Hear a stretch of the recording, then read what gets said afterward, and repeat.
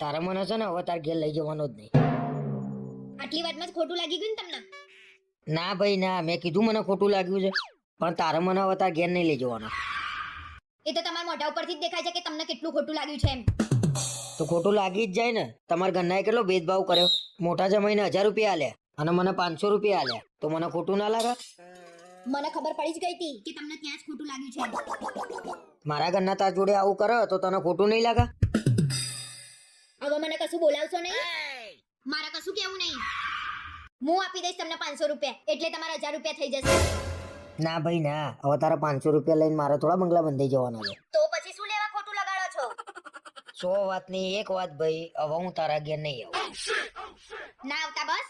તમારા વગર અમાર ઘર અધૂરું નહીં રહી જાય. એ મને ખબર જ હતી કે હું તમારા ઘેર આવું ને એ તમને ગમતું નહીં ભાઈ. સજ્જય ગમતું નહીં. ના આવતા બસ. હવે તો તમારે 500 રૂપિયા બચી જશે ને વર્ષે આપવાના. આખી કરોડોની છોકરી આપી દીધી અને તમને 500 રૂપિયાની પડી છે.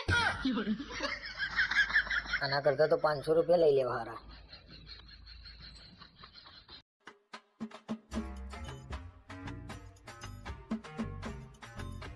મજાઈ ગઈ, બાર જબરો ઝઘડો જામ્યો છે.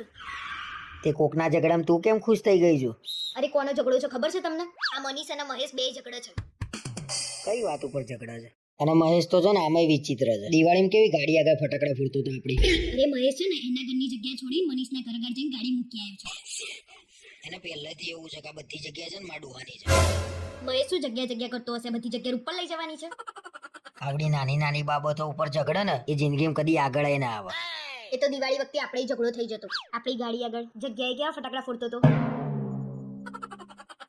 એક તો સોસાયટીમાં પાર્કિંગની જગ્યા ઓછી પડતી હોય, પાછા આવા અવરચંડા 2-4 ઘૂસી જાય એટલે ઝઘડાઓ જ થાય. અવાજ આવ્યો, હું બહાર જાઉં, હું સાંભળીને આવીને તમને કહું. અને મારામારી થાય ને તો મને બૂમ પાડજે. આજે તો લાઈવ મારામારી જોવી જ છે.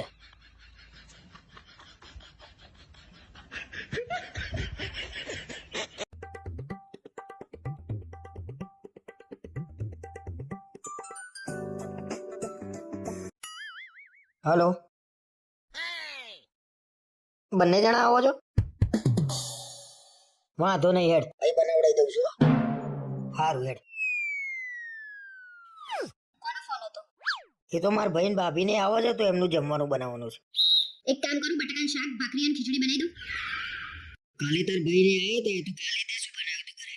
મેં ક્યાં બનાવ્યું તું? આપણે તો હોટલમાંથી મંગાવ્યું તું. આ તો તને ખબર નહીં પડતી? મારા ભાઈ ને ભાભી ને આવે તો ખીચડી અને બટાકાનું શાક, તારા ભાઈ ને ભાભી ને આવે એટલે બાર હોટલ માંથી મંગાવવાનો. જબરો ભેદભાવ કરું છું તું.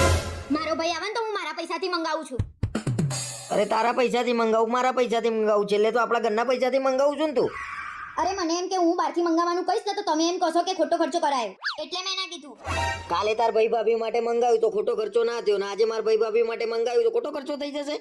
હારું તાર તમે તાર મંગાવી દો ને હોટલમાંથી, ભલે ખર્ચો થતો. ભલે ખર્ચો થતો આજે હોટલમાંથી જ આવશે. અરે તમે તાર પતંગ હોટલમાંથી મંગાવી લો.